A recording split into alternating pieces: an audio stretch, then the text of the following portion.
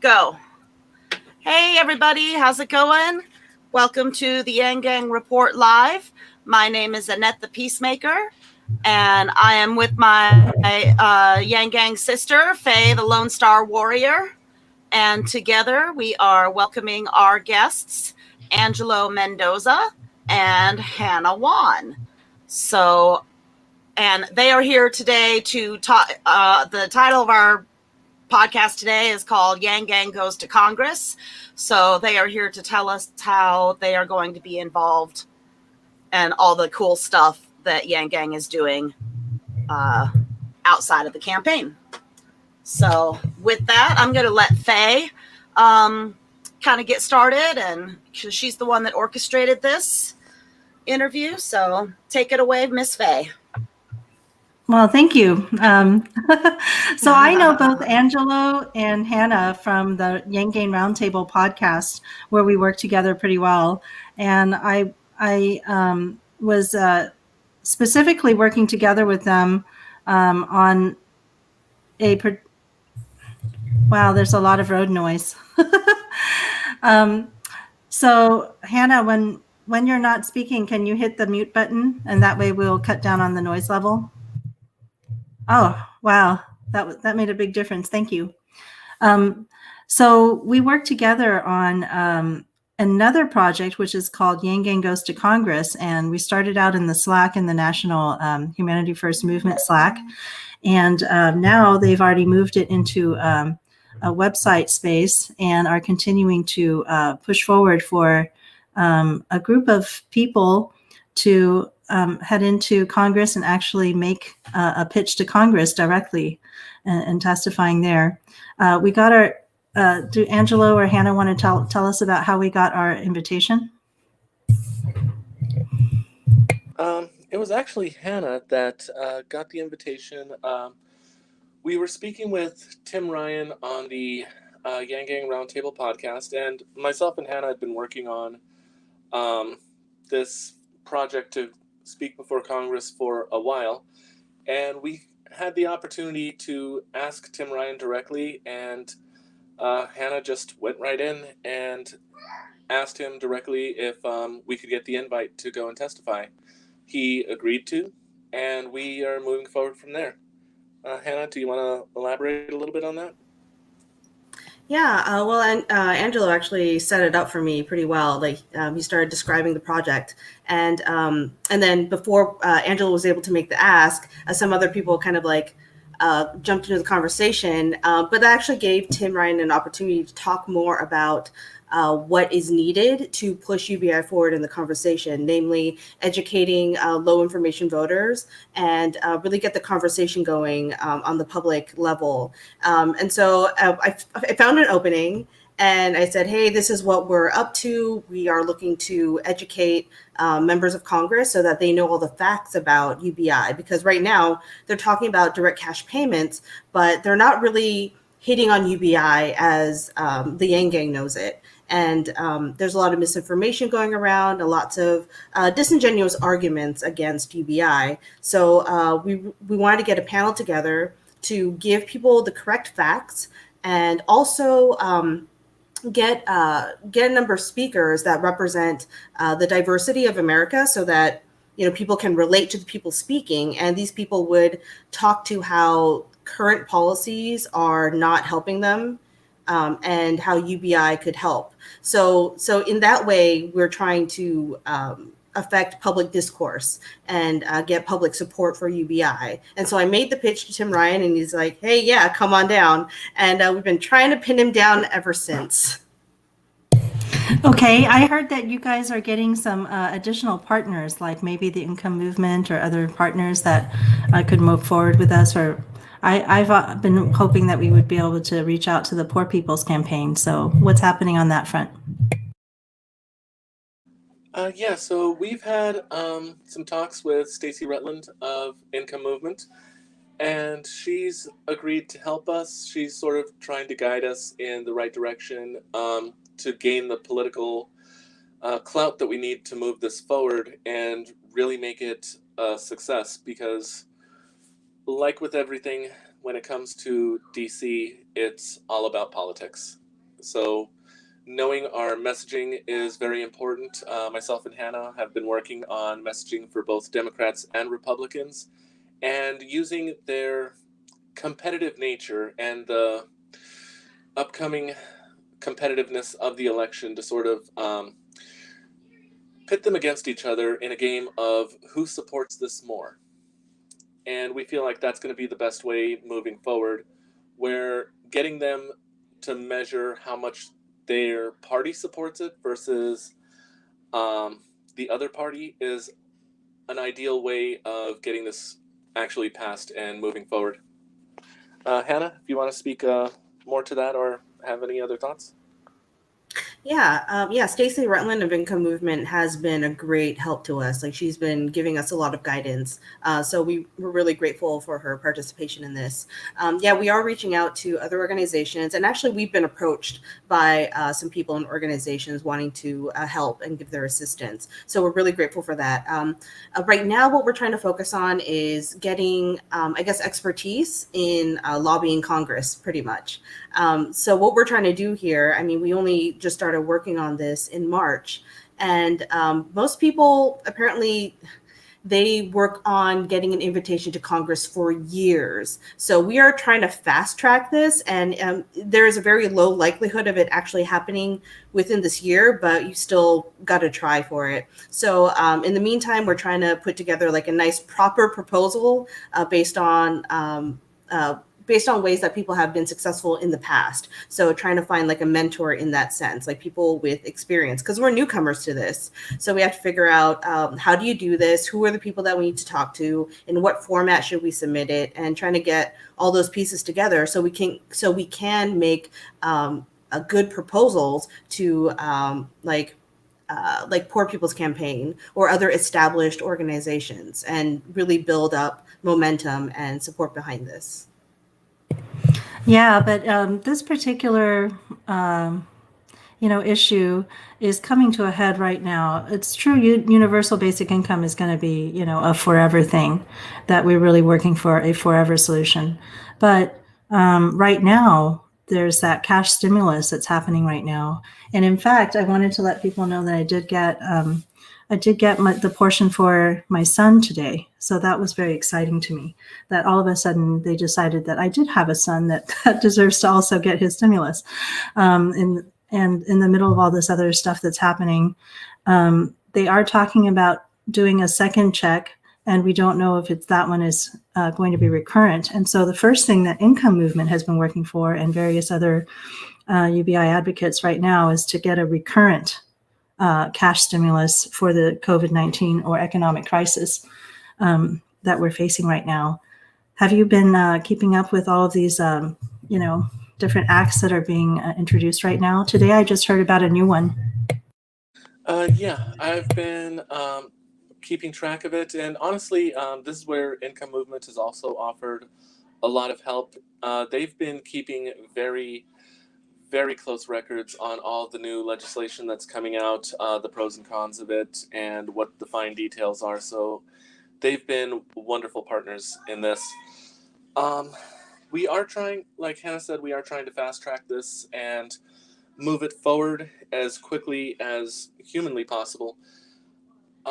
We are not just looking for recurrent payments, though. We're looking for truly universal, non-means tested payments.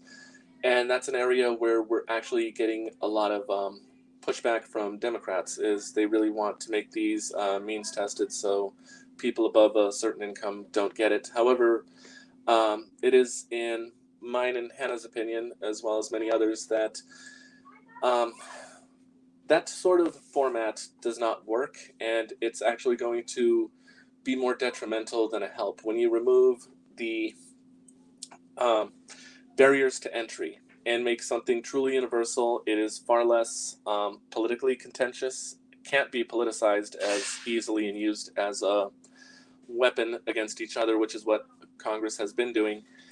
And also, making it universal has a lot more benefits to the country as a whole. So we're really looking to remove that caveat from it. And I believe, Hannah can speak more to this. Yeah, when we're recruiting speakers, we are looking to the full spectrum of American society. So we definitely want business owners, people who did have a high income before or during the pandemic, and also libertarians, Republicans, socialists. We just want to cover everybody and show that UBI is not just beneficial at the individual level, but at the community level, because it's not just you getting it, it's you and your family and your friends and everybody in your community. And just the multiplier effect of everybody receiving UBI is beneficial to everyone, including people at the very top who are going to get taxed the most. So what about giving them $1,000 a month? They're probably going to pay back like $100,000 a month in taxes through their businesses or the spending that they do throughout the month. So just getting people to understand that it's not just about giving millionaires $1,000 a month. It's like, no, we got to think about this systemically. How is it going to benefit everyone systemically? How is this sustainable on a systemic level? Okay, so I feel like that's a little different than what I originally thought about the project, was that it was going to be right now and it was going to be for this, during this stimulus period, a universal cash stimulus for right now. So I thought that was going to be the focus. But now we're taking a longer term. Right. Originally, it was because, there have been a couple stimulus checks or projected to come out. But if we want to talk about in terms of long term, we had to re-strategize and say, well, nobody's looking for us. Like, none of the Congress people are really looking to us to say, hey, come out and testify. And even Tim Ryan's invitation to Andrew Yang, that was more down the line, right? So trying to get this through within months, that was a very ambitious timetable. So yes, we will try to make that happen, if at all possible this year. But realistically, we also want to play the long game and get this done right, as opposed to quickly. So if we do it quickly and it's not done well, then it's just going to fizzle out. So might as well regroup and do it right, because there are plenty of people pushing for monthly cash payments right now. And we support those movements, and we want that to happen. And hopefully that'll lead to getting the conversation going about monthly UBI payments, even after the pandemic is over, and also removing means testing. Yeah, and we are hoping to get it done within a soon time frame. It's just, realistically speaking, we're not getting the kind of positive response that we were hoping from Tim Ryan's office. I have gotten basically no response to answering machines. So a lot of this also is just slowed down by politics. And we're really looking at this from the standpoint of, well, they gave us the invitation, so that's at least standing, we know that. But it doesn't look like they're taking this as a priority. So the only way that we're able to make it a priority is to get more political influence. And that's what we are currently trying to do, so that we can move this process along at a much faster pace than it's going right now. So I know for sure that we already have Andrew Yang and Scott Santon's support, and that both of them are willing to testify. I know also that we've had Reverend Wendy Hamilton show up, and we've had Fred Ramey of Truckers for UBI show up. So you have some of our favorite, Yang Gang already ready to go. And you're looking for additional participation using your website. Now, I know there was a little difficulty in using that Google, you had some sort of a form that people would fill out to join in. Have we resolved the issues with the form yet? When do you want people to continue, trying to join in by bringing their video stories and things like that to you?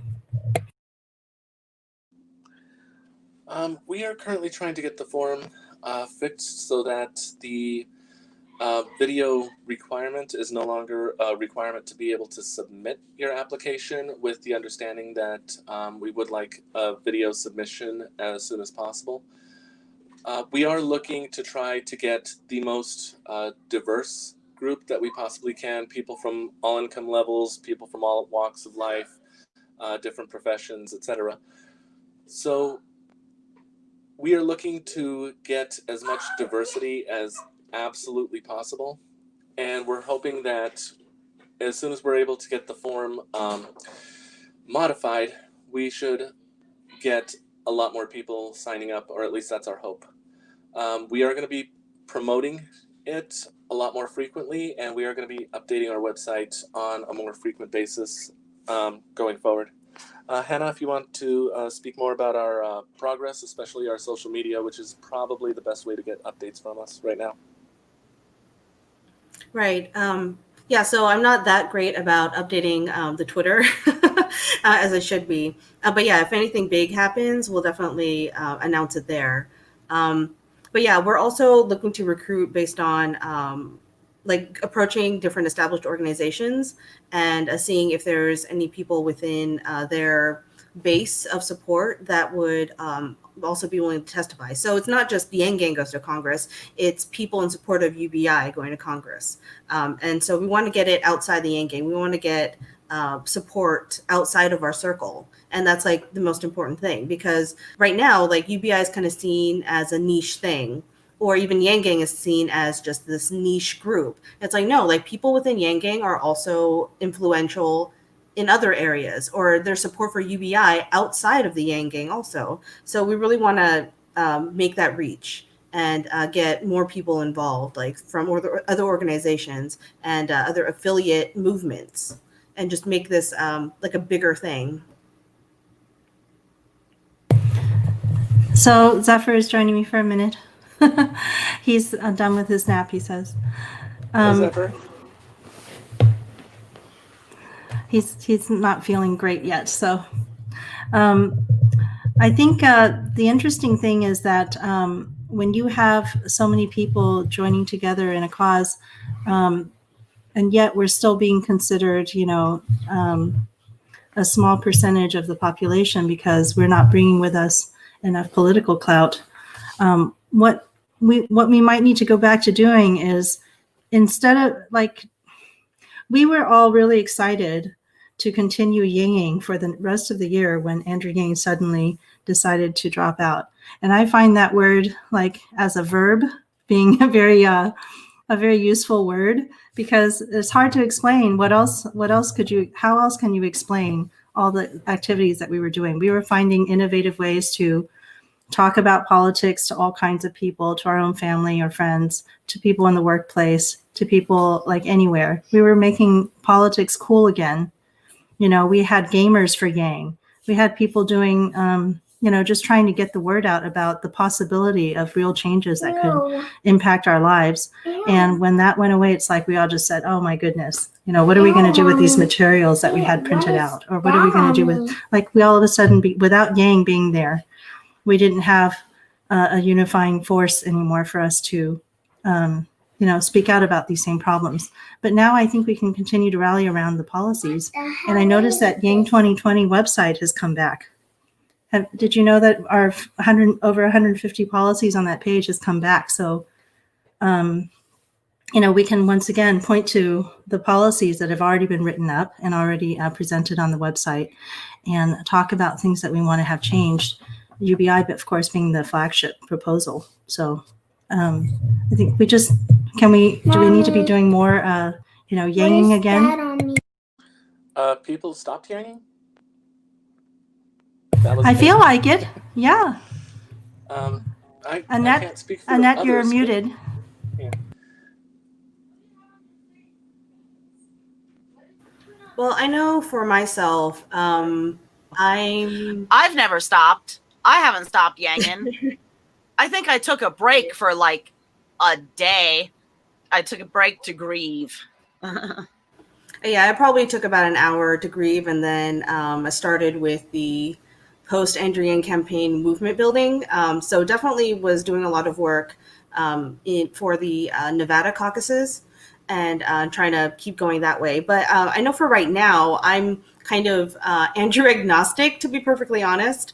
I'm just doing kind of my own movement work, like with income movement and also other social justice work, like with, I'm in LA right now, so I've been working with Ground Game LA and doing activist work there in support of Black Lives Matter and also rent cancellation and just like progressive movement building in general. And UBI is still a big part of that. So I know for myself, I'm just trying to build influence and power within the communities that I am currently involved in. And then if and when Andrew starts running again, then, you know, I have some influence within my sphere of people. And so that's what I'm trying to do. And I encourage like everyone to do the same, like within your like knitting circles or whiskey tasting group, you know, just build your influence and your connections there and build respect for yourself. And like when it comes to actually pushing for something, then people will listen to you. Yeah, it's just that during COVID-19, I think so many activities have ceased. And so a lot of the groups that we actually used to do together in person have stopped meeting. And it's been difficult to figure out how to continue with so many different things put in our, you know, in our way. Angelo, you were about to say something, I think. Oh, I was just going to say that I still haven't gotten out of the habit of yanging. I still wear all my math gear, which currently is being sold actually on the Humanity Forward website now. The math hats are back. And the policy page was actually brought back when the board pointed out that we still needed all those policies because we're trying to push not just Andrew Yang 2024, we're trying to push all of his policies right now and get those, you know, moving and on the table. So yeah, for those of you who don't know about this board, can you tell us more about the board and how you interact, how you get a chance to interact with Andrew and his team now? Certainly. So the Humanity First movement, which was born out of the Yang 2020 campaign, the old Yang 2020 Slack is our current office. We have been designing tools for politics. We've been pushing candidate support for many of the Yang endorsed candidates and some that we see as more viable. We have been helping move the needle forward with support for a lot of the old campaign initiatives like UBI, like democracy dollars. There's current work being done to reactivate the American scorecard and really just design one for this year. There's many things going on up at the national level. The interim board basically meets with Andrew Yang once a month, and we meet with Erica McLeod of Humanity Forward, who's been our designated liaison from HF, to discuss what's going on with HF, what's going on with the ground movement here. And we've been helping to get states incorporated and established into their own local 501c4s and other nonprofits where we're able to actually influence at the state level our leaders, our political elected officials. For example, here in Arizona, we were one of the first to incorporate, and we've been putting a lot of pressure on Kirsten Sinema, Martha McSally, and trying to get meetings established with them to talk about the benefits of UBI and what that will mean for the state's level, especially in more rural areas where a large influx of capital like that would actually help with state taxes, which allows them, you know, city and state taxes, which allows them to build more hospitals to make them more COVID resistant and build more schools that are able to get internet so children don't have to physically be there with higher risks. There's multiple benefits on different levels. Okay, so when you have so it's wonderful that you guys let him know that we need that website back, because that's one of the things that really was shocking to me when it disappeared so suddenly. I was like hoping that it would be there for a while so we could all at least rally around the policies if Andrew is not there. So Arizona Yang Gang is representing today because both Annette and Angelo are in Arizona, and And I think, Angelo, you guys participate in the Arizona Yang Gang, and what's happening there in your area? Well, yeah, I'm on the board with the Arizona Yang Gang, one of the founding members, proud to say. Right now, we are trying to coordinate for the Humanity First Day, which also happens to intersect with the National Mushroom Day, interestingly enough. What? Was that is, a planned? It was not planned, but I think all of us would rather be living in an alternate universe right now where we're, seeing Yang as president. But Humanity First Day is coming up on the 15th. We are also working on another income march in conjunction with Income Movement, and we're working on a variety of different projects. We have our own podcast where we keep the general public up to date on what we're doing with the Arizona Yang Gang, well, Humanity First Arizona. And right now, we're kind of juggling quite a few current and future projects. Some of the future projects I can't talk about yet because they're still being negotiated and ironed out. But one of the fun things that we have been doing lately is a Talkin' Toxins, where everyone gets together from Arizona, and it's open mostly to the public, where we all get together, have drinks or other intoxicants, and speak our mind. And it's very good to just have open, non-work, engaging conversations about a variety of topics. Okay, so I'm going to actually share my screen, and then that way everybody can see what I'm talking about. You can actually join the Arizona Yang Gang right now as the Humanity Forward Arizona. Is that correct? Let me show you.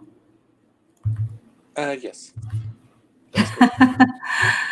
So I just went in there and I realized that. So I just put myself in as tried to join. It says pending, but it's a public group. So even if you don't join, you can go down and see what's happening here. And also, I wanted to share with you the HF Movement website. Okay, so that was the Arizona Yang Gang. What is it called on Facebook again? Humanity First Arizona is Humanity First Arizona. Okay. Yes, and then Humanity Forward Arizona. My apologies. Okay, then, it's so confusing with all these HFs now, and some are first and some are forward. Yeah, and then the Humanity First movement is the national. Okay, and I'm sharing my tab on that one, and this is the HF movement, which is Humanity First movement. All right, if you go to this hfmovement.org, then you can sign up. And if you sign up, do you automatically enter Slack, or how do you get to Slack? I believe that when you sign up, you get both the newsletter and a Slack invite. Okay, so you'll get it in your email to invite you to the Slack if you're not already there, which a lot of us actually signed up for that Slack during Yang 2020, because that used to be the Yang 2020 Slack where you would get signed up if you were going to text bank or phone bank, right? So if you've already done text banking or phone banking, chances are you're already on that Slack. You just need to show up occasionally to see what's happening right now.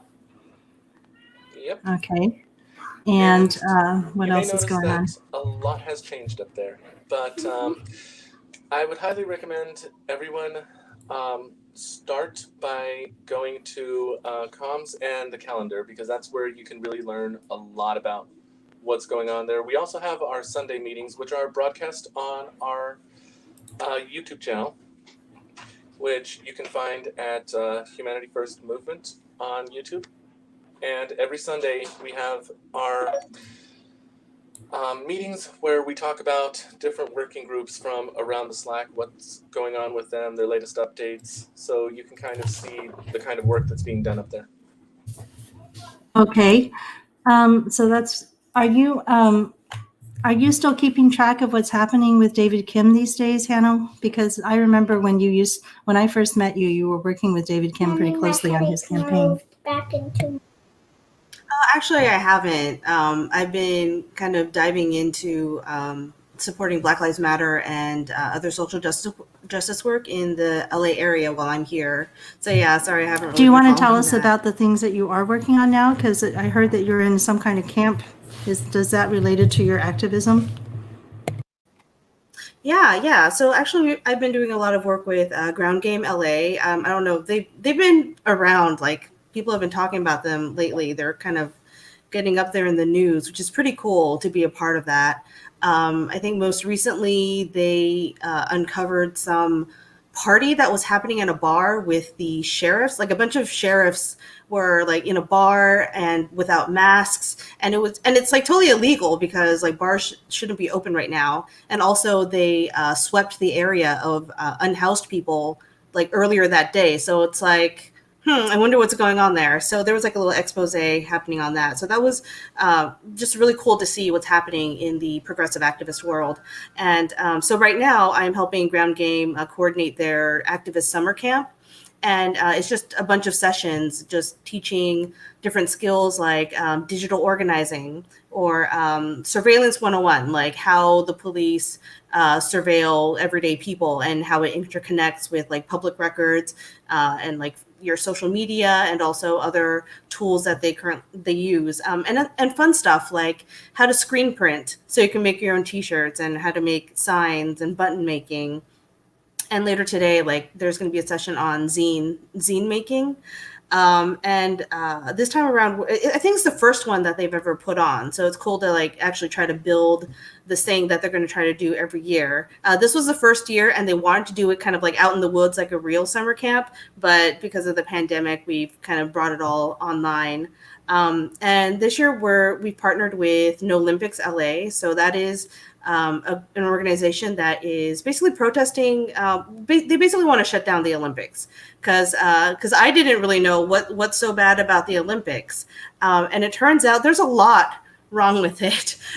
Basically, it's kind of used as a tool of like oppression and fascism, like because the Olympics are like an international target, they use that to build up local police forces and also militarize them. And of course, that brings in more police brutality and more crackdowns.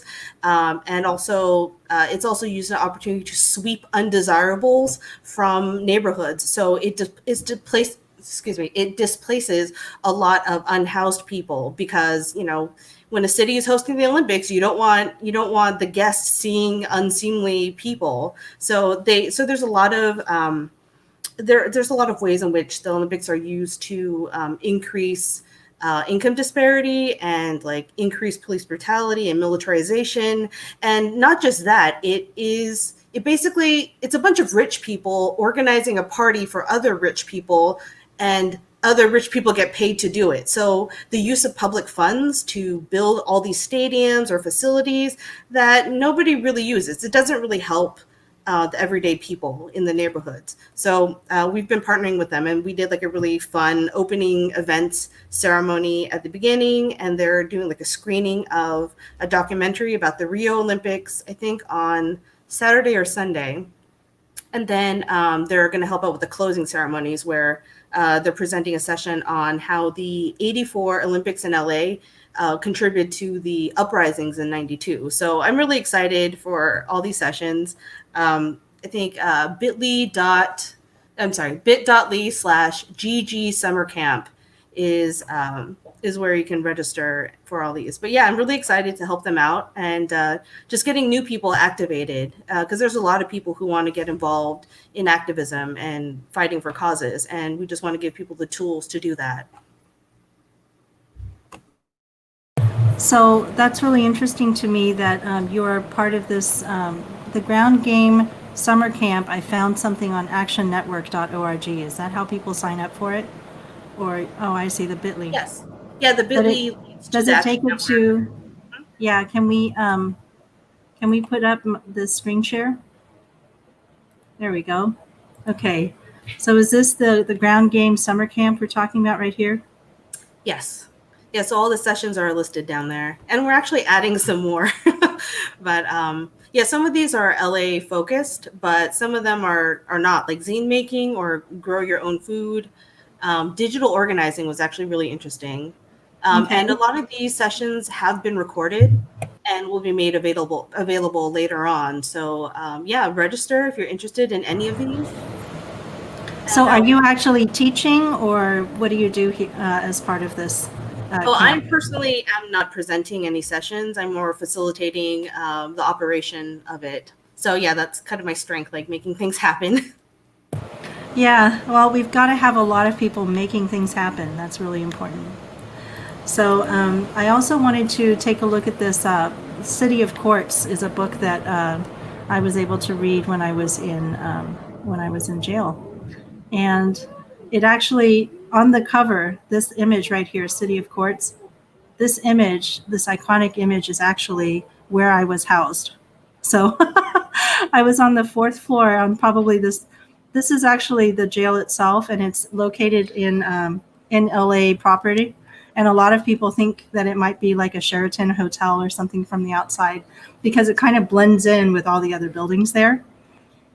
And the interesting thing about this book, it's older book now. I don't know why it says 1700. That's not right. Maybe this one is more correct. 1992. This City of Courts book. It talks about how the environment of Los Angeles was built deliberately to basically, give us like to harden the environment and separate the poor from the wealthy. As the wealthy come into the city to do their things, they don't want to be looking at those poor people who are just across the way from this place. And so there's a deliberate design element to how the city has been built, which I find really interesting. And I think that is something like what you were talking about in terms of what would need to happen in order for us to have that many visitors to a city in order to do the Olympics. Fascinating.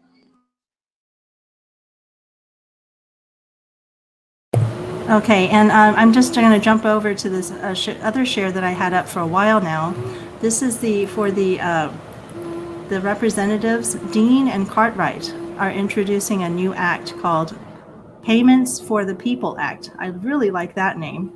And this is about recurring direct payments for families to boost the economy. And they are from Pennsylvania, these two Congress people. I didn't even know how much support we have in various regions for the same particular recurrent cash policy.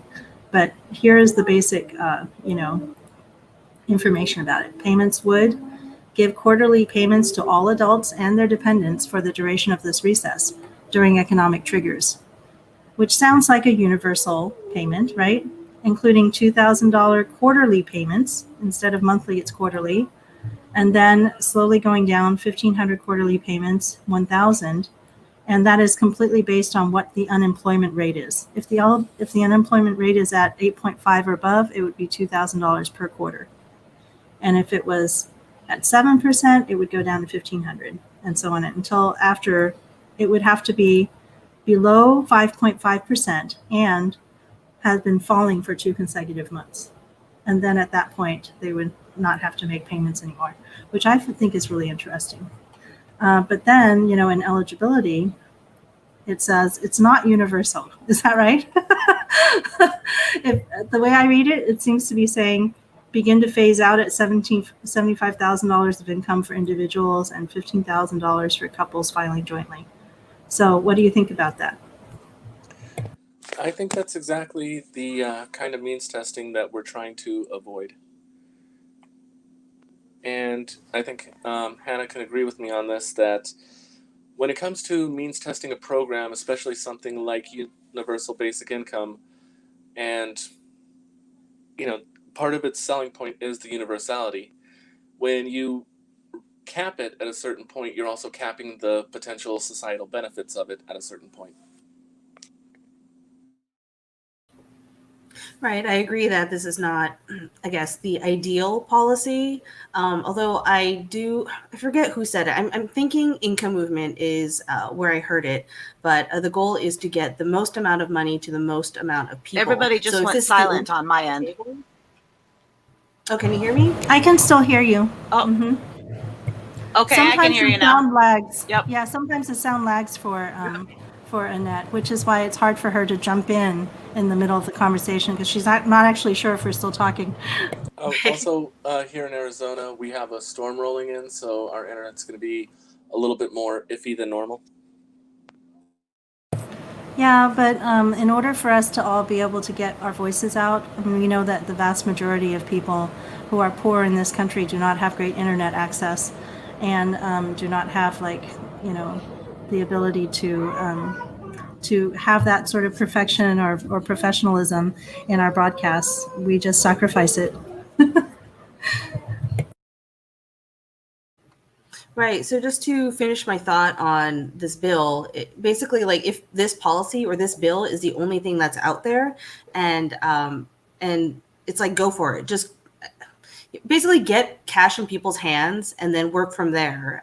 If we're ultimately, yeah, we do want to push for universality, and we do want to, like, talk about, like, the, I guess, the indignity of means testing and the dehumanization of people who have to, like, try to meet these qualifications.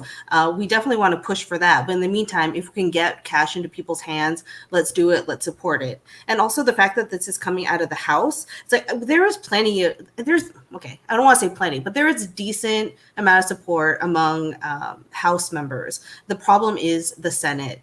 So trying to get any support within the Senate, like even Democratic, it's going to be, that's the biggest push. So yeah, I'm all for all these policies and bills that are coming through from the House, but we got to work on the Senate, and yeah, hopefully Income Movement can really make a push towards that. I think the Republicans have given, there's several different things here. I like this act because, once again, I like to have it all by itself and not to be, you know, combined with all of this other stuff that then pork it all up and, you know, mess it up. I like it when it's separated out by itself, the cash payments for the people. And here they also asking that in the implementation, they make payments electronically and to direct express cards, which would be kind of like those, which I think is a really good way to get people who are unbanked like myself. So yeah, I think there are some things coming out on both the Republican side and the Democrat side. We haven't talked about the HEROES Act and other things that, and the other options, but I thought I would put this on the screen for you guys. Also, now I'm going to bring us to the Testify for UBI website, and you can, here we go.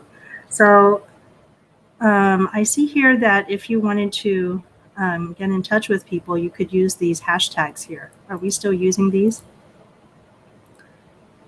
Yes, we still are. Okay, and also we have, if I hit this contact us, right, then I can, the best way to contact you right now is using these Twitter handles, right? We actually have an email, which is testifyforubi@gmail.com. Okay, so use the email. Okay. Yeah, that's the best way to get in direct contact with us. Okay, and also if I go to media, right?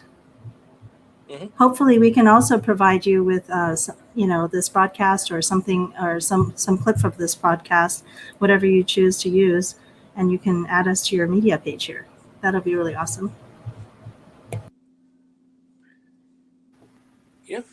Right, we're still developing the website. So this website actually launched within, I guess, 30 hours. So we had, like, this deadline of being on the Mindful Skeptics podcast, and we had 30 hours to execute. So so yeah, we just did a mad dash and we had somebody help us make this website. We got the Twitter handle, we got the Instagram, we got, what else did we get? And we had people help us making these sample videos. So all this came together within 30 hours. And then after it launched and we did the podcast, I think we just kind of crashed. And it's like, okay, this is a lot of work. So yeah, we will be making updates to the website, making it more functional and adding more updates and more media and things that we've done in the meantime. So yeah, this is basically, we just put it all out there, and then that sufficed for now. But yeah, we're gonna refine it. Yeah, and I'd like to That's give a shout cool. out at this time to Radmax from the Hawaiian Yang Gang. She's actually the one that designed the graphics here and the website. She is a boss when it comes to a lot of social media work. Yeah, it looks really beautiful and powerful and exciting, you know? And yeah, that's what I was going to suggest, that if you guys could have a blog of some kind on here that you could update yourself without having to mobilize our designer for the web design. You could update us, you know, about what is happening in the background where, you know, without having to go through all of that. So here we have some ideas about this video testimony that you're looking for. So it'd be great for people to look through them and check them out. I believe that we also already have some stories from Fred and other people that they would love to see here. Probably we could start putting some of that information on there too. Yeah, we would need to get their permission to do so. However, Scott Sentence has also provided his live. Yeah, I know he's very proud of it, so he would probably love to see it on here. That would be very inspiring to see Scott represented on the website. Yeah. We are very proud of the people that we've gotten to sign on, and we're hoping to have more people sign on. And again, we're looking for the broadest, most diverse cross-section of the United States population as absolutely possible. Because part of the goal here isn't just to educate and influence Congress, it is to connect with the people watching on the news at home during the live testimony, where people can look at someone and feel a connection, like, you know, they're speaking for me. Like that person is talking about me. They're in a similar situation. So they feel that connection on why UBI would help them, and then they may be more inclined to look more into it into greater detail. And that's really the key part of all this, is not just getting Congress to listen to our testimony, but to activate a much broader portion of the American population that may not know about UBI the way we know about it, and maybe just hearing about it for the first time. We really want to make sure that they're engaged and start seeing the value of this and start taking mental ownership of it. Like, you know, this would help me. This would be an amazing change for my life. I want that. Yeah, I think we have people who are libertarians who are for, you know, similar policies. We have people who are Republicans who are for similar policies. And we're looking at possibly more Republicans running on the universal basic income now. So I believe Green Party should be, you know, fairly close to it. So it's just a matter of continuing to make that push for the policies to slowly align with the things that we think are important about it. And that's right. The Green Party actually has UBI as part of their platform, although I think theirs is a little more means tested. But yeah, UBI is part of the Green Party platform. Yeah, and part of where this whole thing came out of, and you know, me and Hannah can talk a little bit about the creation of this project, is we were looking around and seeing exactly what happened under Nixon, where UBI was being used as a political football and not actually being considered, and we didn't want to see it die the way it did, you know, back then. So we thought, how can we depoliticize this? How can we, you know, take away the ability for both parties to say, well, that's a Democrat thing or that's a Republican thing? And that is to show them that it truly is universal. There are supporters in Republicans, Democrats, Libertarians, progressives, people that are non-political, that, you know, have no interest in politics whatsoever, but they see the value in this in their own lives. So those independent voters are the people that, you know, our elected officials want. They want the people that are inactive in politics because they make up one of the largest voting blocks. They want more independence because they're not beholden to either party. And of course, their own party members showing support for it obviously means that it's not, you know, a Democrat or Republican issue. Like, Andrew said during the campaign, it's not left, not right, it's forward. And we looked around the Yang Gang and said, well, we have Democrats, Republicans, Independents, Libertarians, you name it. Let's start putting together something where we can depoliticize this and really show them that this is universal. And the idea sort of started to build from there. And Hannah, you can talk a little bit about the genesis of this. Oh, right. It was actually pretty interesting. So Angela and I were kind of talking and debriefing on the end of the campaign, and so we were talking frequently. and then around March was when COVID was starting to become really serious, and we saw that things were starting to shut down. We knew that people were going to start losing jobs, and that the economy was pretty much going to stop. And so, yeah, Angela and I started talking. It's like, hey, we need to get information in front of Congress, excuse me, and we also need to get people informed on the benefits of UBI, not just individually, but on a systemic level. And yeah, so we just thought of this idea, and I had a connection with someone from high school. So I was friends with this person in high school, and I pretty much pep talked them into applying for Stanford, and they went on to work in the Obama administration, and now they're the chief of staff of my representative in Seattle, Pramila Jayapal. And so I'm like, okay, let me just reach out to this person. And so we made a little connection there. And so from there, we thought, hey, it's possible for us to get in touch with our representatives and get an invitation that way. And so from there, we just started working it. And I think I actually pushed Pramila Jayapal to do away with means testing, or at least back off on it. So I have that little feather in my cap, hopefully. But yeah, so we've been pushing to try to get an actual formal invitation from a member of Congress. And we have, a verbal one from Tim Ryan, excuse me. But we are actually looking to get a senator or bipartisan support for an invitation, just to make the case stronger.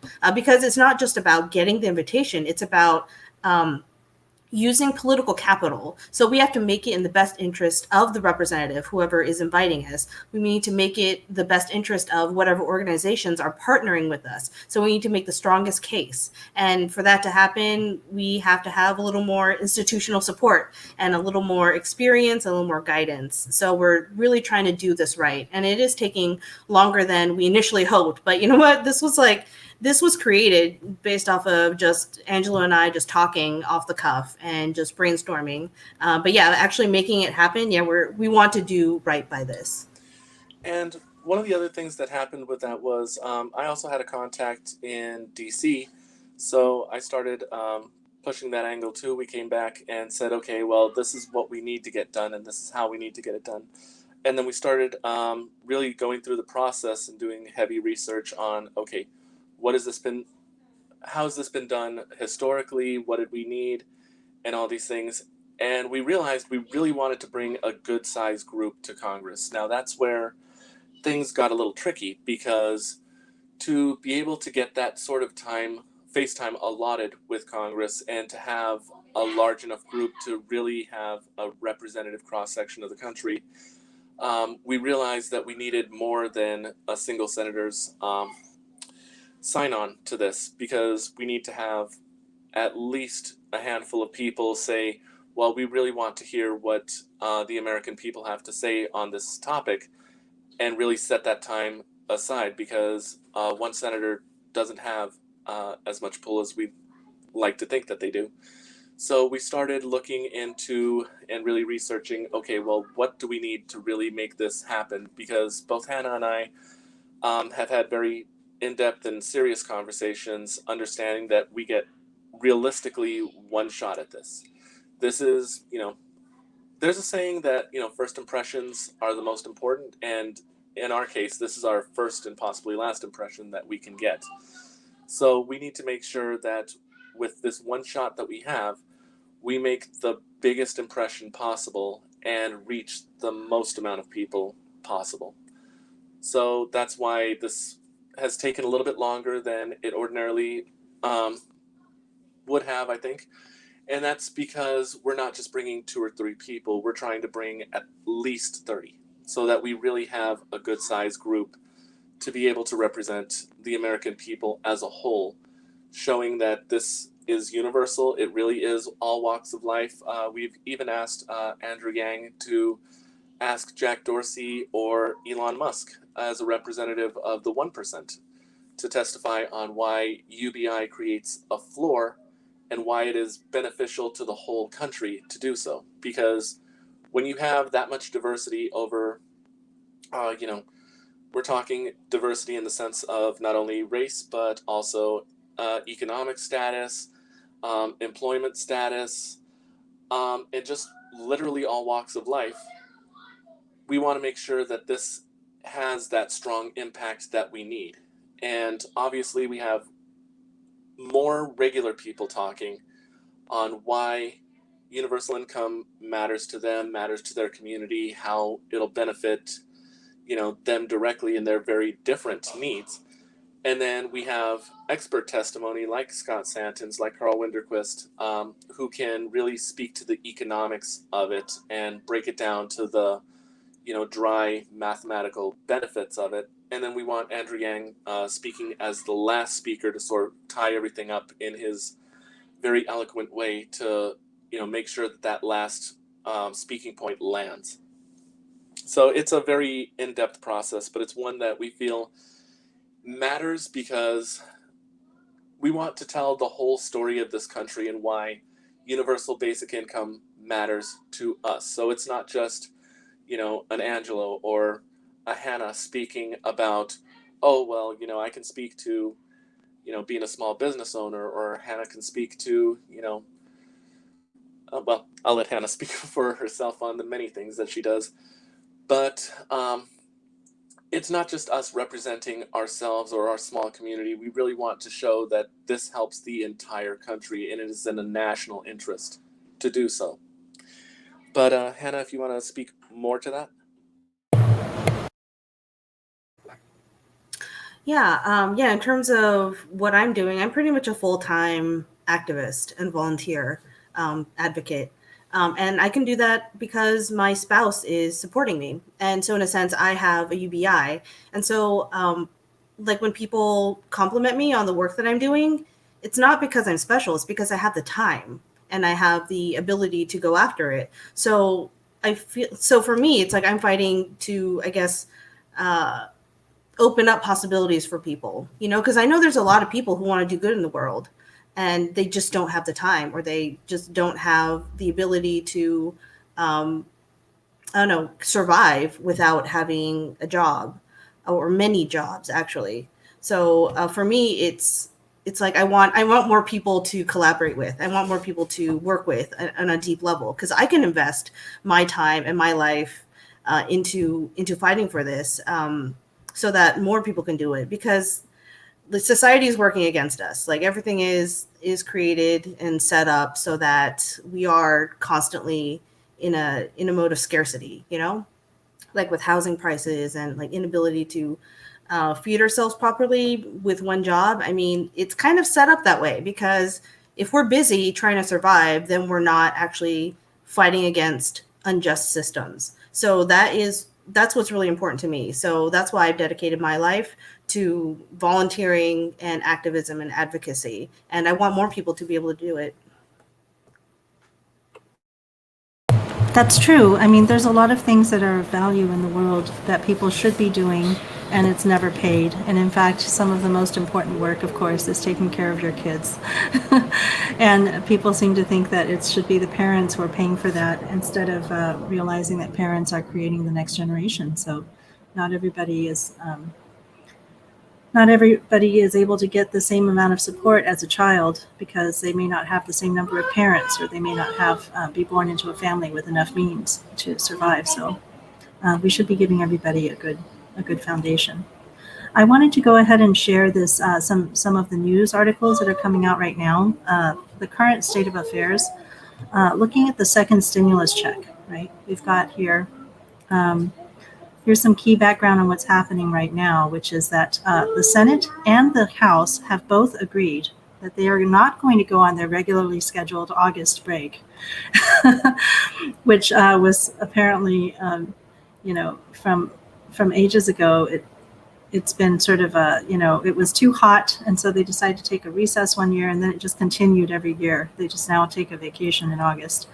But they finally agreed that they would stay and continue to work on this until they come up with something. Now, it says the House Democrats passed their proposal, the HEROES Act, back in May. But as you can see, the $3 trillion is obviously not all for us. It's including, once again, a lot of different things. And so there's a lot of stuff that they're going to argue about and complain about. So the Republicans then came back with their HEALS Act all the way in late July, because of course they were on break at some point. And so finally we're looking at, these two different acts as being the most likely. That's what they're negotiating on between these two. So let's take a look at also, I'm going to share this. This next share is going to be a comparison between the two, okay? To say that the HEALS is, it's actually going to compare all three. Let's take a look at this. All right, so the HEALS versus CARES. CARES is what was already passed, all right? HEALS is the Republican version. HEROES is the Democrat version that was done in May, and maybe some of the Democrats have moved their position since May, right? It's already August now. Let's take a look at what's going on here. All right, so we've got these three different things going on. The HEROES, the Democratic one, is going to cost $3 trillion. The HEALS from Republican only costs $1 trillion. Now, how much of that is really for Americans? It's not clear. But we've got $1,200 to single filers. Okay, that was the original. It was very complicated. So, but that they're going to keep that, the stimulus maximum amount. How much money would you get for your dependents? Here they have a little bit difference. All right, it looks like this. Remember the second row here. The first row is what already happened. The second row is the Democrats, and the final row is the Republicans. So if we go to if we take a look at the stimulus money you get for dependents, what was passed was $500 for dependents, but they left out 17-year-olds and up. So between 17-year-olds and 24-year-olds and college students and stuff had a lot of trouble with, they didn't get any money. The Republicans want to keep it $500. The Democrats want to go to a little bit more, $1,200, okay? Just as much as the adults. The enhanced unemployment benefit, we had $600 extra every week in addition to the regular benefits. And then they want to keep it the same as the Democrats want to keep it, and the Republicans want to do something different. Okay, so this is a really good article, and I think it has a lot of really good information in here about what's going to happen when you reopen the schools. There was nothing that addressed that before. And also some discussion about liability protection from coronavirus and things like that, and coronavirus testing. It's interesting that these things are actually happening on the Republican side, but they also had more time to think about what really needs to happen because the Democrats put their stuff out earlier. So we don't know what the Democrats really think about this in this area, I think, until there's more negotiating. So, oh my God, that liability shield is so disgusting. This one? Okay. That's, tell us more about what you think. oh my gosh. Well, I mean, it's basically a liability shield to prevent schools, businesses, hospitals from being sued over coronavirus-related issues. So if a business or a school or a hospital doesn't follow precautions, then they can't get sued for it. What the hell is that? With all these schools opening now, with a bunch of people, a bunch of kids getting coronavirus, seriously, they want to shield the officials who made that decision against medical advice and shield them from liability. I think that's bullshit. Yeah. Yeah. What do you think, Angelo or Annette? I feel like it would be the same as telling someone to walk into the deepest part of the Chernobyl hot zone and tell them, "Oh, you'll be fine. By the way, if you die of cancer, it's not on us." Yeah, what about, also I missed this part where it talks about eviction protections. All right, so the evictions, we got a notice in my apartment complex, which is actually rural development housing, so it's a lot of our rent is being paid for by the government, but it's still a private, owner that owns the building, and they've already sent us a statement saying that evictions are going to continue now, so better start paying your rent if you haven't done it. Now, I noticed that the Republican bill doesn't address it, but the Democrats are wanting to expand that. That's why. What did you say? I'm sorry, I missed it. Well, of course they don't address it because they're all landlords or they're all beholden to the bank. So like as long as rent is not canceled, then they're continuing to get money or have the legal basis to continue collecting money. But it's inhumane right now because right now in LA, there's a big move to cancel rent because and also canceling evictions. Actually, last Friday we did direct action against the LA Sheriff's Union and to protest them because the sheriff's department is the one who actually does evictions. And so evictions are actually pretty violent. It's another form of police brutality. And especially right now, because if people are kicked out of their homes and on the street, they are at way higher risk of coronavirus. And it's like, literally, it's a death sentence, or it's putting people at mortal risk on top of being unhoused. So the fact that people are so callous, like Republicans are so callous as to put money over the well-being of people is just completely ludicrous to me. So absolutely having like housing, like rent cancellation and housing protection is what is needed right now. Yeah, definitely there are arguments on the other side of, like rent control, which people might want to roll that into, like, sure. But right now we need to protect people who are the most vulnerable, and like continuing to like evict people and charging them money that they don't have, because a lot of people are unemployed right now and have no income. It's just cruel. And in a sense, cruelty is the point of some of their policies. So yeah, that's what I have to think. So yeah, you can see that I'm very much indoctrinated in the social justice warrior realm. Well, I mean, there is, I think, the only level at which I would say there's indoctrination would be to say that probably if you ask Republicans about how they feel about things, they don't realize that they're just helping to oppress people. I mean, I think they really believe in this dignity of work story where, who you are is what your job is. And so I often ask them, well, but if you're a mom and you don't get paid for that, does that mean that you're not a good person? If that's all you do is you're a mom and you take care of your children? Or if you lose your job, does that mean all of a sudden you have no identity? You're not a person anymore. But it really feels like it's all about how to get people back to work and how to get people to continue making their payments and sort of locking people into this system of, like you said, it's all about the money. But Yeah, I think I'd like to add one thing to that. I was just scrolling through Twitter just a little bit ago, and I saw Nancy Pelosi talk. My patience wears thin in a matter of seconds. Okay, so I can sometimes not even hear the whole Twitter tweet, and I'm just like, anyway. She's just like working families. Bernie's all about working families. Biden's all about working families.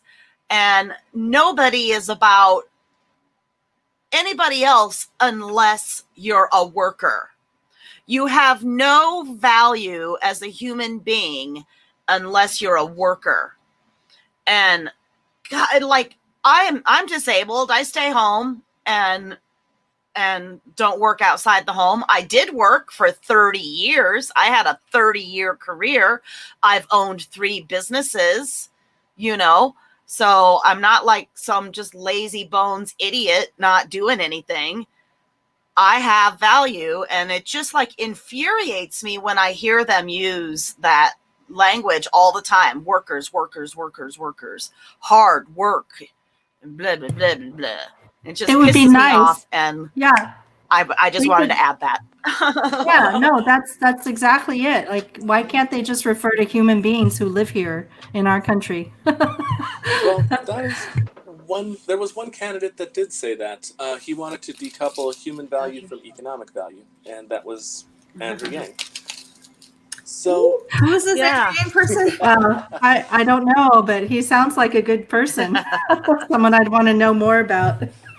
there's a funny story about that from the Yang Gang Roundtable podcast that I'll tell you guys about later, possibly later in the show. But the thing is with rent cancellation is it's an interesting topic, but it's a very nuanced one, because I'm sure some landlords don't want to have to evict tenants, but at the same time, they're beholden to the bank.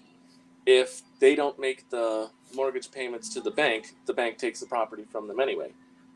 So realistically speaking, it's not the landlords that are necessarily the problem, it's the fact that the banks aren't canceling this debt.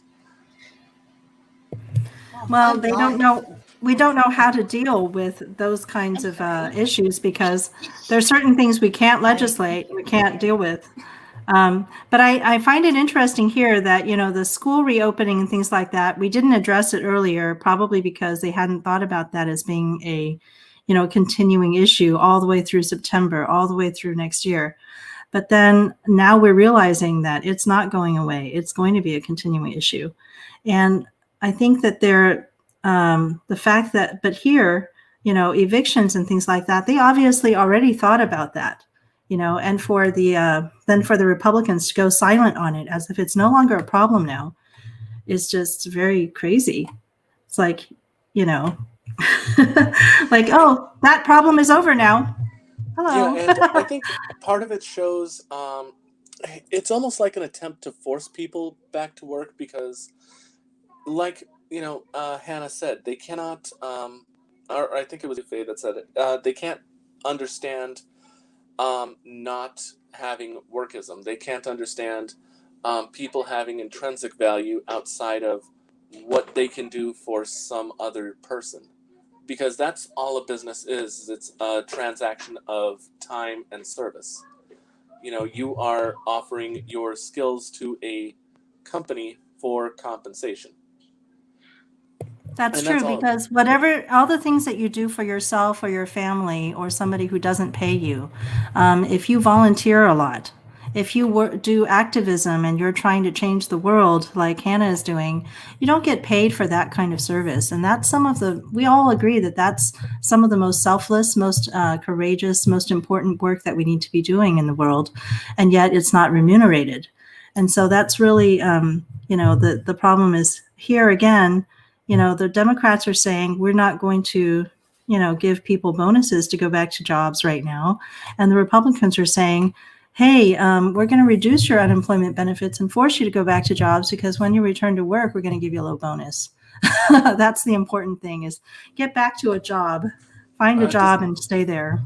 Does that little bonus come with a side of death? Yeah, they don't talk about your risk and how you're endangering other people by trying to create more jobs where you're interacting with more people right now. I mean, we haven't internalized the fact that during coronavirus time, maybe not going out is what we need to be incentivizing. People just staying put. Yeah. Right. Is there anything about universal health care on this? Yeah, because I actually have a very personal story to share with that. I actually lost my aunt recently to coronavirus, who had no choice but to go back to work, and it was because and sadly, because she was exposed at work, she recently passed away. And obviously, money in healthcare isn't necessarily a factor, because Herman Cain had federally funded healthcare. He had the best, because obviously, he was a congressman, he was high up there, he had investments and other things. The man was not poor, and yet it wasn't enough to save his life either. So that's something to consider is, with coronavirus, it doesn't care about your economic status, and you could afford the best doctors in the world, but if your body can't physically fight off this virus, it's not going to save you. We haven't shared on our program for a long time the exact numbers in the United States because it's too depressing to even look at them. But those numbers, I mean, when Angelo tells us a personal story, that's when people really feel, that they're connected to the issue. It's almost like the numbers have gotten so big that people just can't really, feel the impact of it. Like, we're not good at numbers, and the bigger the number, the crazier it gets. So here they're offering, this is ridiculous. I have no idea. I just was looking at this. I'm like, it has $16 billion for corona testing.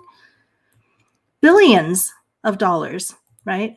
So at least this kind of surprises me because $16 billion for coronavirus testing means that Republicans are realizing that actually being tested is important. And having correct numbers is important, right? Yeah, I actually got an email from the Trump campaign recently. They're constantly sending out fundraisers to everyone. A little bit tone deaf, but one of the recent emails actually calls for people to start wearing masks, which is a complete reversal of his public stance. So I think Trump has been trying to reverse his path on that. But the interesting thing is, to me, is that they are actually considering the testing important. But you see here where they talk about this 5-year liability shield that we find, really scary, that nobody's liable anymore. And so therefore everybody should just go back to work. And, if they're not being sued, then who's going to take care of all those people? Who is going to give you that money if you, is it going to end up being a liability of the state? And how much is that going to cost? All of us trying to pay for all the emergency room visits and things like that that's about to happen.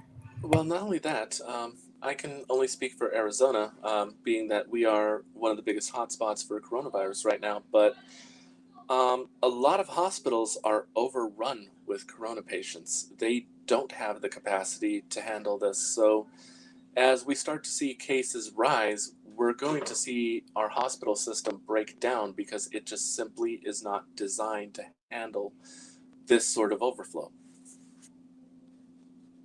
Yeah, so who's going to pay to keep those hospitals open if it's not us? If it's going to end up somewhere else in the bill that, I mean, are they expecting private health insurance people to pay for it? To pay for an entire pandemic? I don't know how that works. Well, I think even if they did pay for it 100%, it still would not be enough. I mean, simply put, there just isn't the capacity. So, places can't be sued for liability. That's still a human life that's put in risk. And that, I mean, can you really put a number on that? So the fact that they're sort of distancing themselves from the liability of it, I don't know if that necessarily distances them from the moral liability of, you've put someone's life at risk unnecessarily. Okay, well, I stopped that share, so feel free to bring us into a different topic now if you like. Is there anything else that we should talk about? What's happening in terms of, are you familiar what is Humanity Forward really working on now? Humanity Forward is working on a few things. One of the things that Andrew has explicitly said is that he wants to get at least 3 Yangang elected to office because he doesn't feel like our elected officials are really going to listen to us until their jobs are actually put at risk. When the risk of losing re-election, especially to re-election from someone that has a UBI platform, it starts to show that maybe they're out of touch, and it puts them in real risk. Because what they don't want is to lose their jobs in a time where there aren't really a lot of jobs out there. And I think that goes for both Democrats and Republicans. So that's Yang's focus right now and HF's focus. They are also trying to push for the Humanity First Day They have a few other initiatives, and right now, one of the big things that HF is trying to do is to help the states start to incorporate. The goal is to have a, like Humanity Forward Arizona and Humanity Forward California. They hope to have that in all 50 states. So this way, there's a network across the country, and that's where we can really start to see the real work getting done at the ground level. Because, well, it's great to have national exposure and keeping national pressure on this. The real work is done down here at the ground level, so that's where a lot of their focus is being pushed right now. Okay, so here is the Move Humanity Forward website, which probably all of Yang Gang is familiar with, but we hardly ever share it here. And I thought we could go through it a little bit. It's weird to me that it's called Move Humanity Forward, so I have to always remember that word first, put move in. Move Humanity Forward. And then I've got here endorsements is one of the major things that are happening is endorsements. The pandemic relief is still happening. And then we've got the blog to tell us more about what's going on. Yeah? They've also recently partnered, and Andrew put this out, I think just a few days ago. They also recently partnered with the 1K project. So that's giving 3 months of relief directly to people through donors. So okay. So the 1K project is matching donors that can donate $1,000 a month to individuals for 3 months. So it's a limited time deal, but that is the current thing that HF has partnered with. So they are still doing their COVID relief stipends, but they've partnered with this other group as well. Yeah, I really like this a lot more than the old-fashioned philanthropy that Andrew was doing before. Especially, I was very concerned when Andrew Yang came out and also said workers, and I was like, no, you can't say that. You know, you've got to help everybody, regardless. You've got to continue working on universal type UBI style payments to people. And I think here we are back. We've got him coming back into the UBI space here. Trying to do the giving in a way that, you know, gives us more information about what happens when people get money that is, you know, not earmarked for something, that is not predicated on you having a certain type of job or not having enough money, or, you know, all of these different requirements that people have always put on, you know, money for people.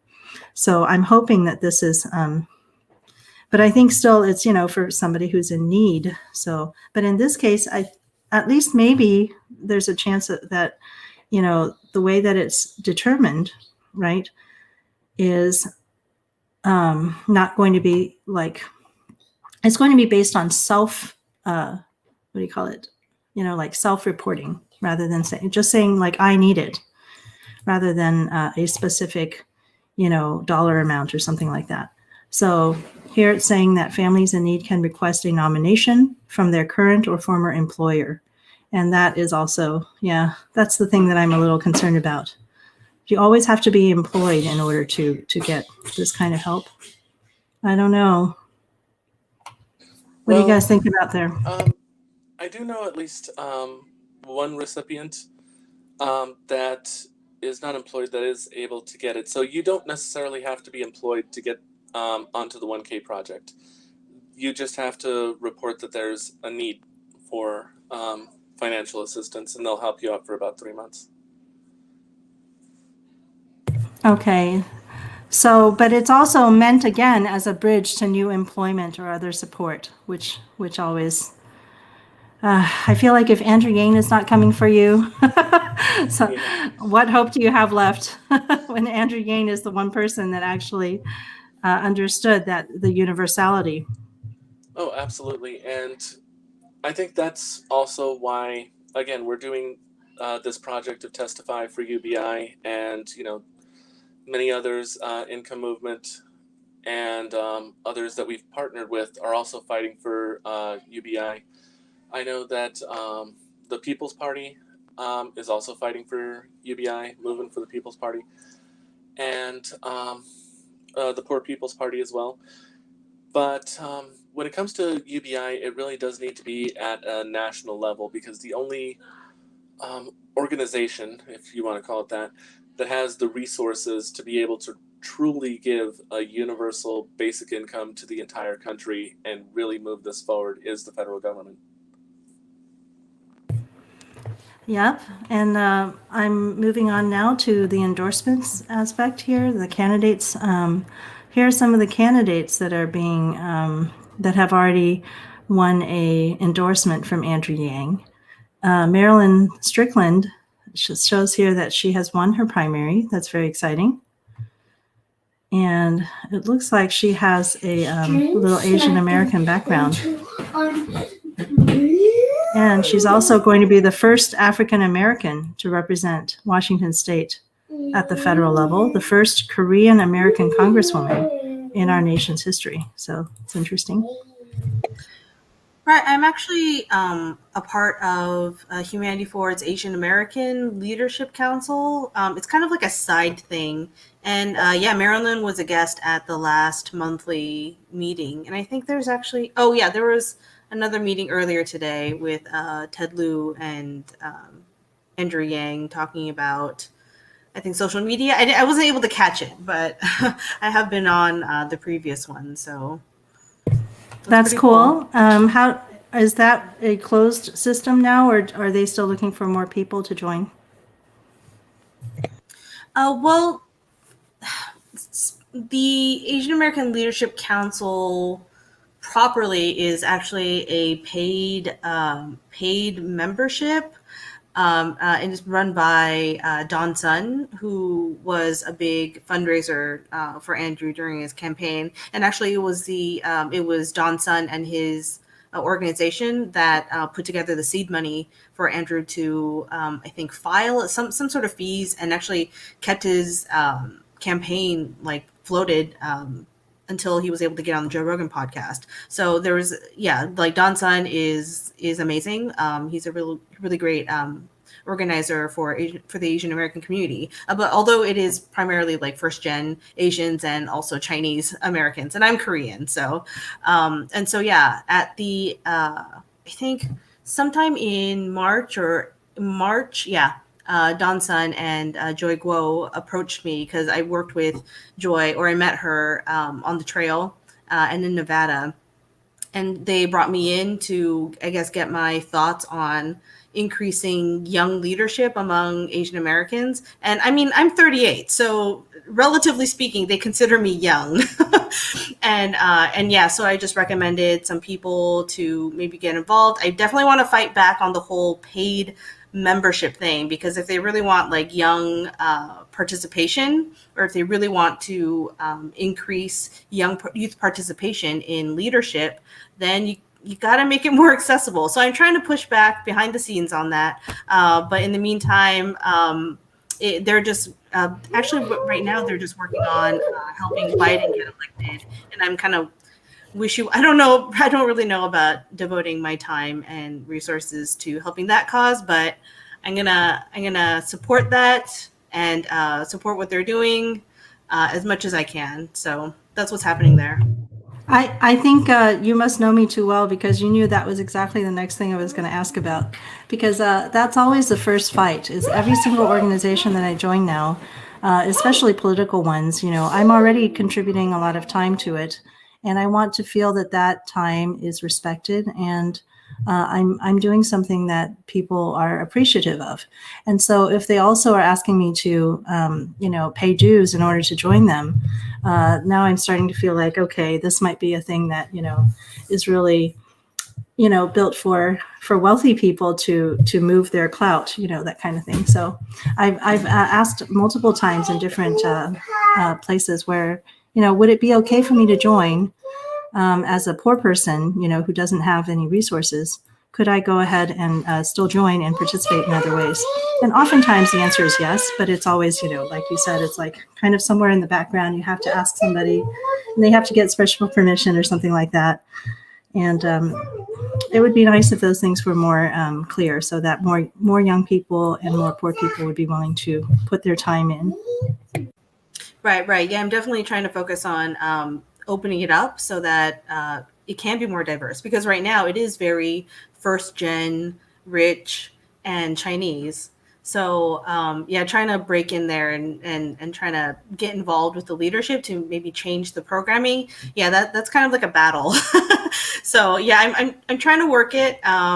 So yeah, hopefully it'll open up soon. But otherwise, we can always just form our own Asian Leadership Council and actually make it more inclusive. Yeah, because this is definitely, they call it a leadership council, but right now it's more of like a fundraising arm, and it was kind of slapped together. So I can see how they're just kind of going month to month and operating in that sense. So I'm kind of trying to, I guess, like once the election is over, I'm going to try to push them to think larger and like reshape what that looks like.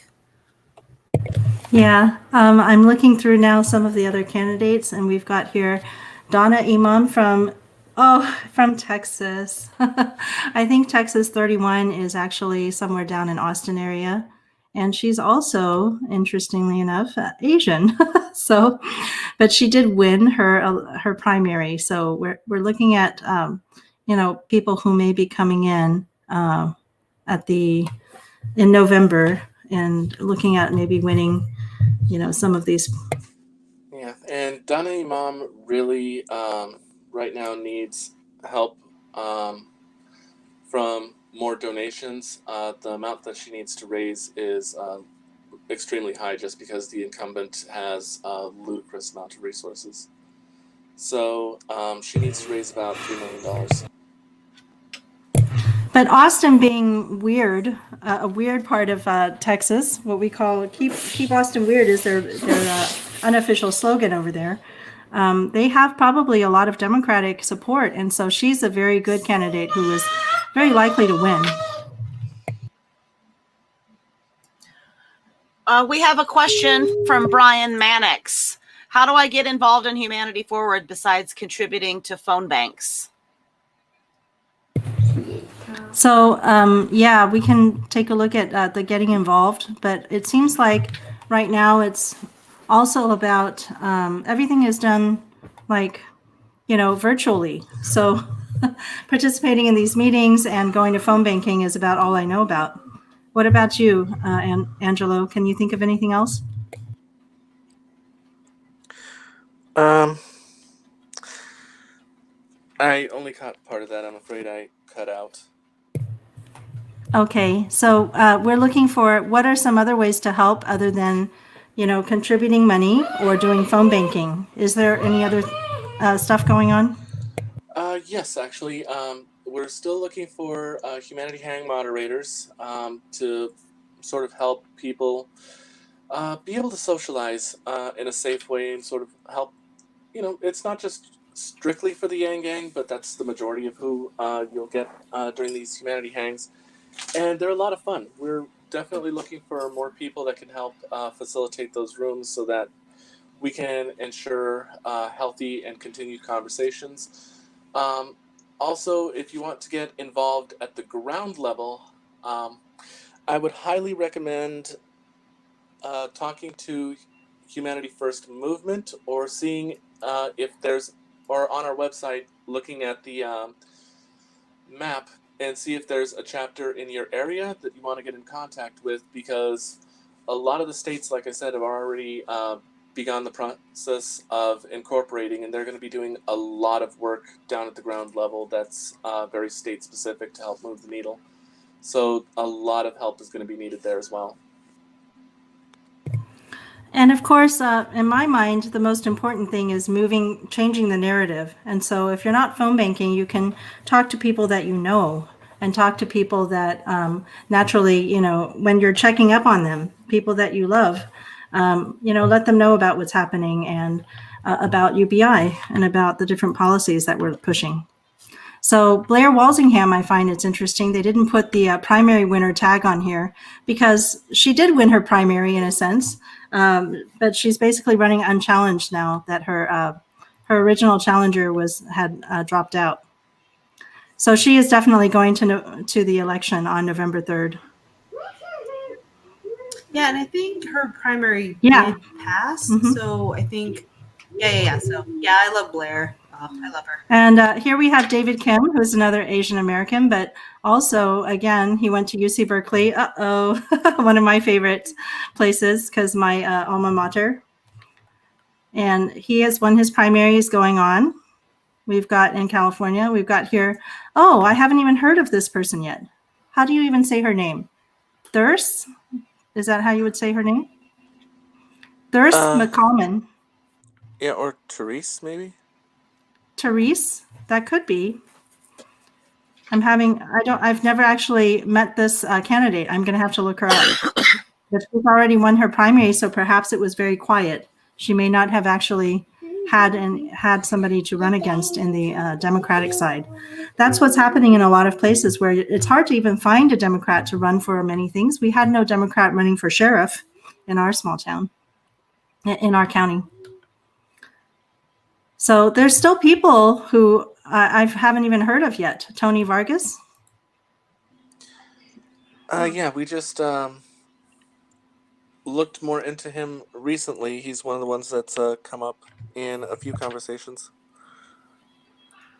Okay, this is an educator, someone who's an educator, a teacher. We have a lot of new people coming into politics who were not just politicians. This is their first time coming in. J.D. Schulten, it looks like it's already past the primary season and is going on to the election in Iowa.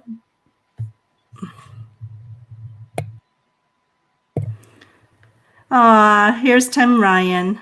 I would say Tim- one of the truest Yang Gang. Granted, he's got to be careful and play safe politics. Obviously, he doesn't want to lose his seat, but Tim Ryan is a great guy, and I would say probably the most Yang Gang out of everyone that's currently in elected office right now. So he's an incumbent, but he's up for re-election. Yes, he is. And he's actually, like I said, he's the one that gave us our invite to come to Congress. He's also been very active with Humanity Forward from our understanding. They have his office number. They can talk to him. And he is extremely... he's one of the few that actually makes time to talk with anyone that wants to talk with him. He will actually make himself available to talk to people and really give an honest discussion about how he feels and what he thinks about policies and where he thinks that the country should go. I wonder why they don't make a more of an effort to sort of, show that he is an incumbent who is already on our side. I find that really interesting that they don't make it more clear. What about Nate McMurray? I know Nate McMurray, but I don't have a lot of information on him at the moment. The member of the board that has all the stats and everything on this would be Catherine. She actually has far more in-depth information on all the candidates and where they currently stand. Okay, and Liam O'Mara has already won his primary. So this one is also facing a 27-year Republican incumbent is what I'm trying to say. And this is a person with a PhD and in history and is a professor. I haven't heard of Carlos Cardona. This is a lot of people to look through. The primary winner, Yulin? Yeah. Have you met Yulin New? I have not yet, but I have seen this endorsement out recently. So, all right, that's New York State Assembly. That's not a national campaign, but a more local. Yeah, well, the goal is to get Yang Gang in every facet of government. Because if we really want to see change, we have to make sure that we have our own in every level. Because it's not just the top down saying what needs to be done. We don't want pushback from the bottom up from states saying, well, we don't really want that. We want the states to be like, yes, please give us these policies. If I were able to get to talk to someone about their web design, I would say to make it a little clearer exactly who are incumbents or what they're, where they are in their process is not very clear here. This U.S. Senate election, Dr. Al Gross, the first time I'm hearing about him. Now, Evan Lowe, I remember, California State Assembly. He did win his primary. I see a lot of Asian American faces in this. And of course, everybody knows Dr. Jermaine Johnson. Yep. He's been I love absolutely Jermaine wonderful. Johnson. Is he a doctor? Am I remembering that wrong? Yeah, they call him Yes, he does have some. Yeah. They called him Dr. Jermaine Johnson on the trail, and he's just sort of stuck with the name. He mentioned that in his interview with us after he won. So, and then here we have Grace Mung from the primaries. I think I remember her name coming up, but. And I believe this is the last one, Ron Kim, on this list. So if you want to become a Humanity Forward candidate, or you know someone that you might want to ask, contact your local, even your incumbents. Contact them and ask them, if they believe in a UBI. If they do, they may become a Humanity Forward candidate and work together. This is the new, we used to have the UBI caucus, and the UBI caucus has turned into sort of these Humanity Forward candidate, group here.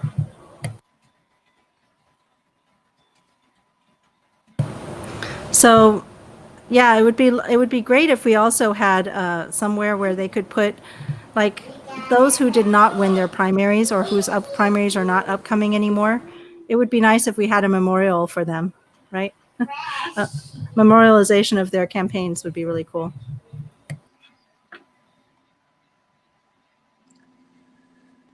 Yeah, that would be interesting.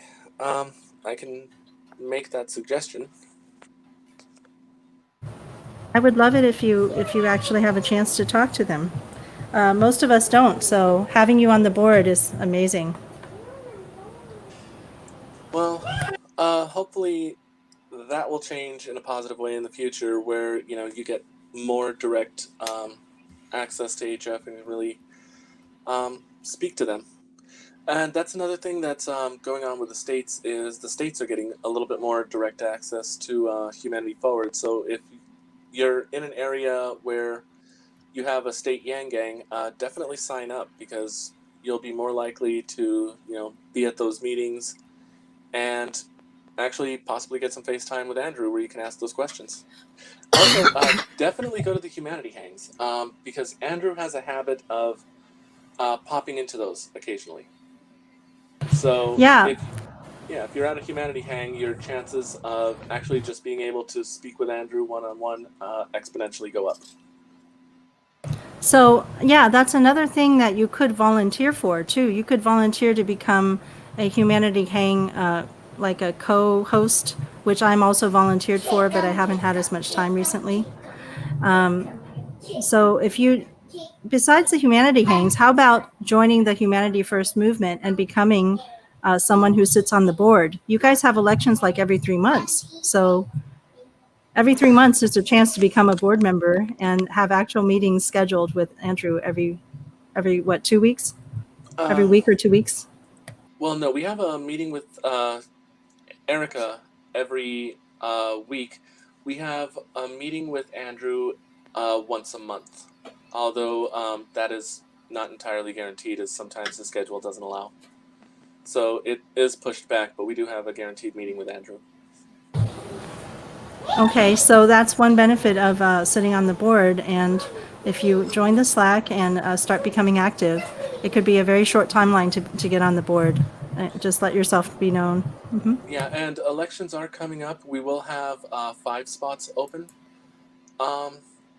this coming election, so there's a very good chance that those that put in may get a chance to be on the board. And again, it is a lot of work. I'm not going to understate this. You will be putting in full-time job hours into this for the board, and there's a lot of things to be done. But you'll find the work to be extremely rewarding, and you'll find that you will get to sort of get a better understanding of where HF is, where the Yang Gang's at, and where we're trying to move forward if you want to shape the national narrative. And if you don't want that kind of level of responsibility, please look into your states. If your state does not have a chapter, try and see if there's someone trying to start one. If not, be the first. Step up and try to start a chapter. And again, Humanity First Movement will help you on that. So Hannah, you're in California right now, right? Is California still divided into Northern and Southern California in terms of leadership, or do they have like an overarching California leadership for people? Are you talking about the California Yang Gang? Yeah, sort of. I pop in once in a while, but I'm not really deep into it. But I know that they do have a statewide California meeting, like maybe once a month. And I think it's mostly divided between Northern and like Bay Area Yang Gang and SoCal Yang Gang. But yeah, I'm not like super involved in that though. Yeah, we have to answer your also. question, yes. Mm-hmm. So yes, they are still divided to North and South, basically. Yes. Yeah, there's a kind of a rivalry between the North and South California in general that is always there in any undertaking. But I know that in Texas, we have also kind of a North and South, right? We have Houston being one of the major cities with a large population. And then we also have Dallas and Fort Worth. So they have different personalities, right? So, but we do have an overarching Humanity Forward Texas. So they chose to go with Forward instead of Humanity First. And that's just very confusing, but each state or each region is doing their own thing at this point.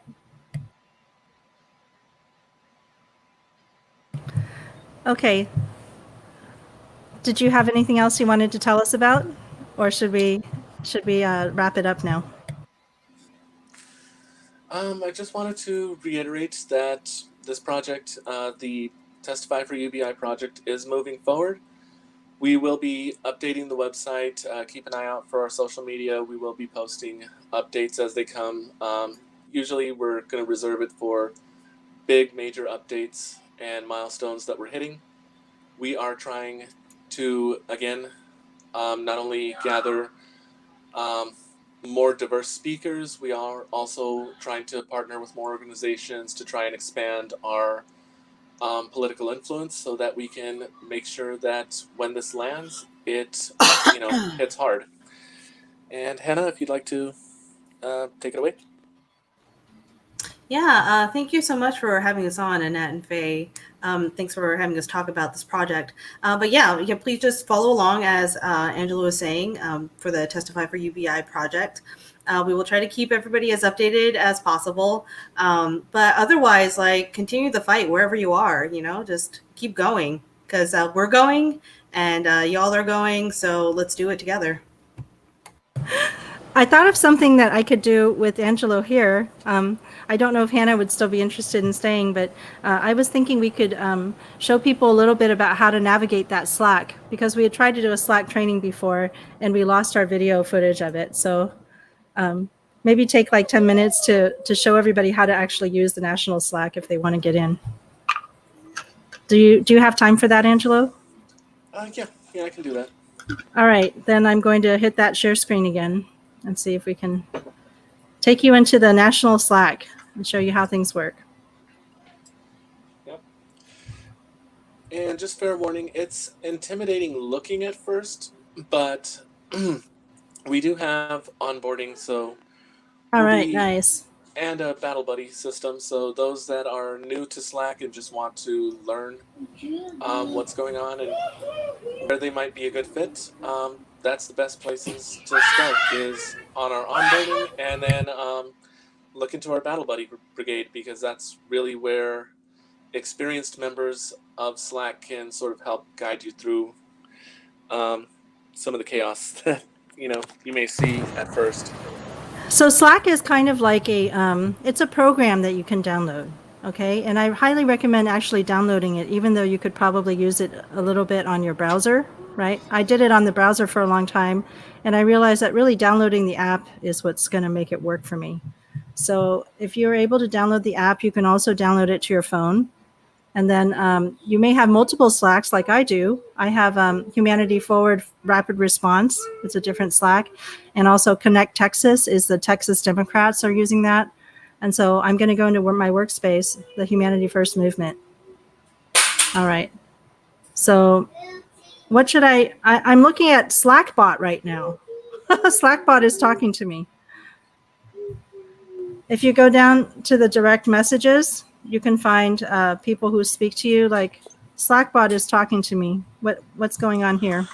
Okay, so Slackbot is just telling you channels that you've been active in or inactive in. When you first sign up, Slackbot will give you a list of all the main channels that you can sign up for.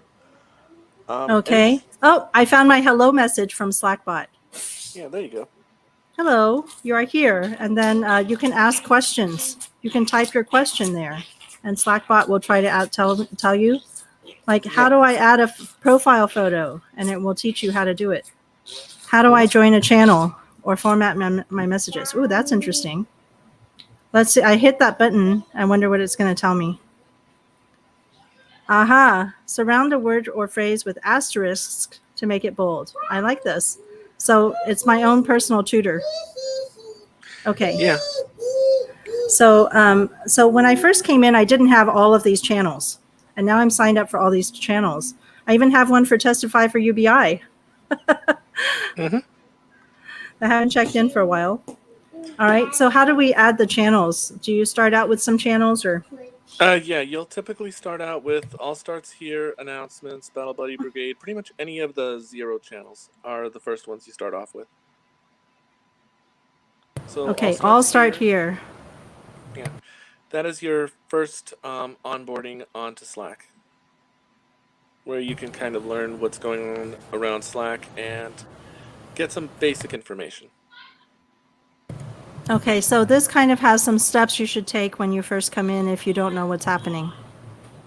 So how do we go ahead and get into some of the working groups or the other channels here?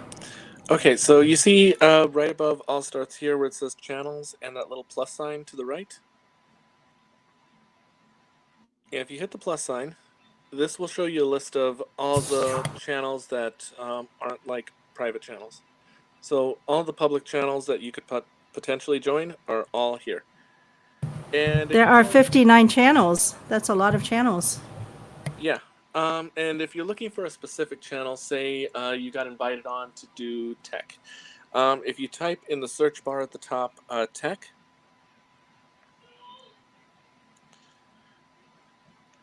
it'll take you specifically to our tech channels.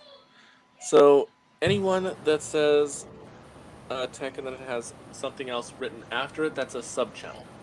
So the main tech channel is where everything is, where you started off with. So if you joined specifically for tech, you can go there, and then someone from the main channel will guide you into one of the sub-channels and what they do.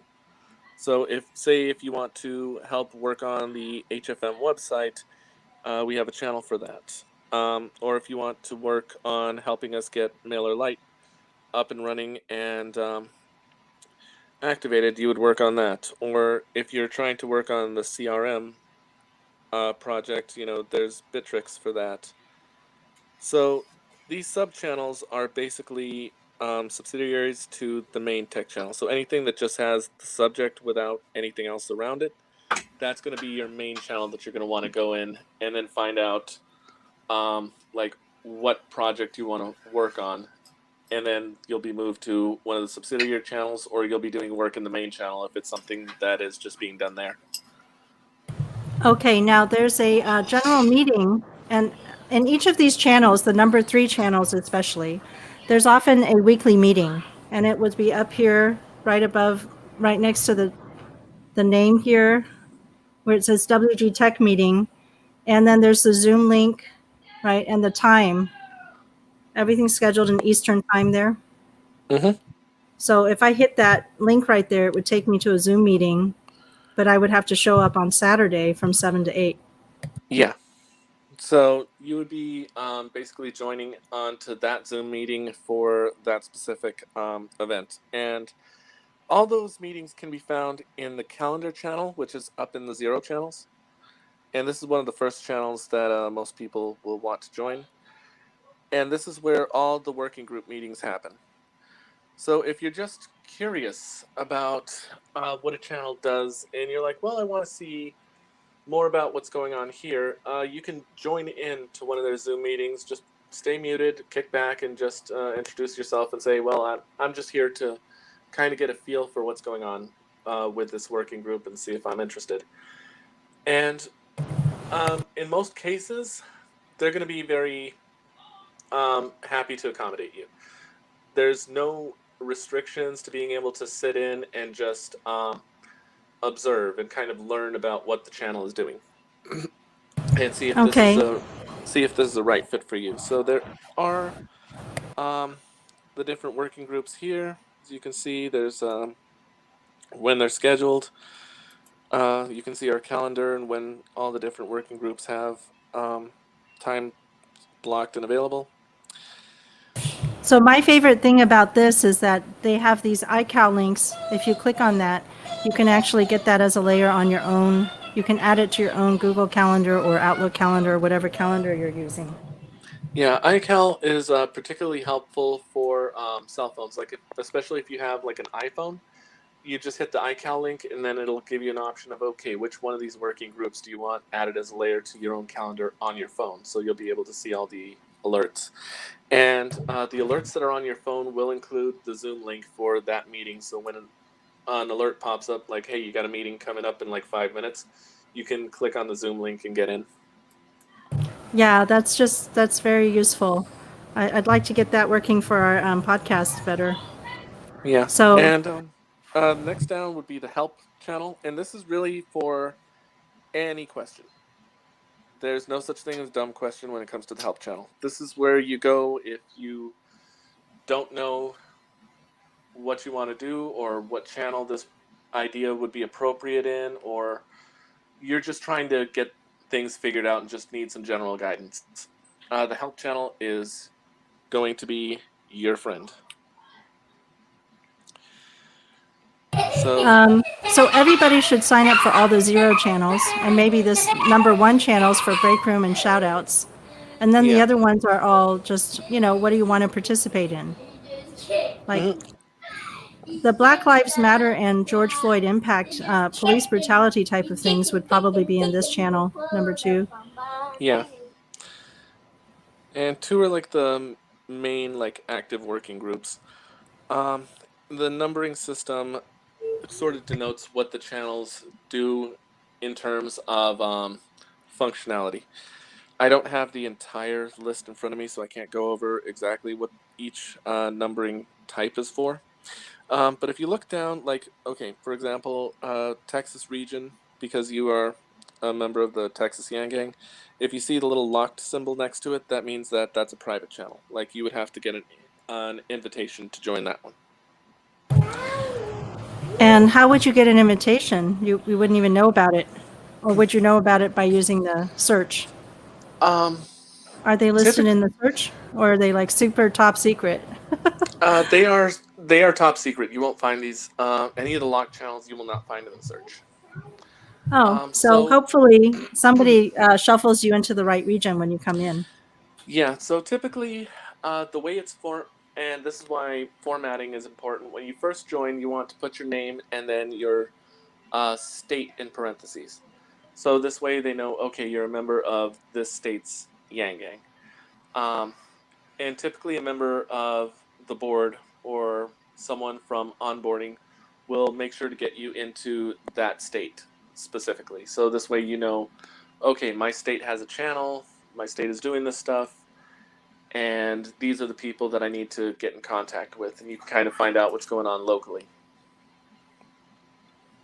Okay, so there's a little edit edit button there. No, that doesn't do anything. I was trying to figure out how do people set their names up, but here's my name, and that's something I could ask Slackbot or go to this Battle Buddy Brigade or to the help room. Exactly. And to change your name, you're really just going to go to your profile and then edit. How do I do that? I'm clicking on myself.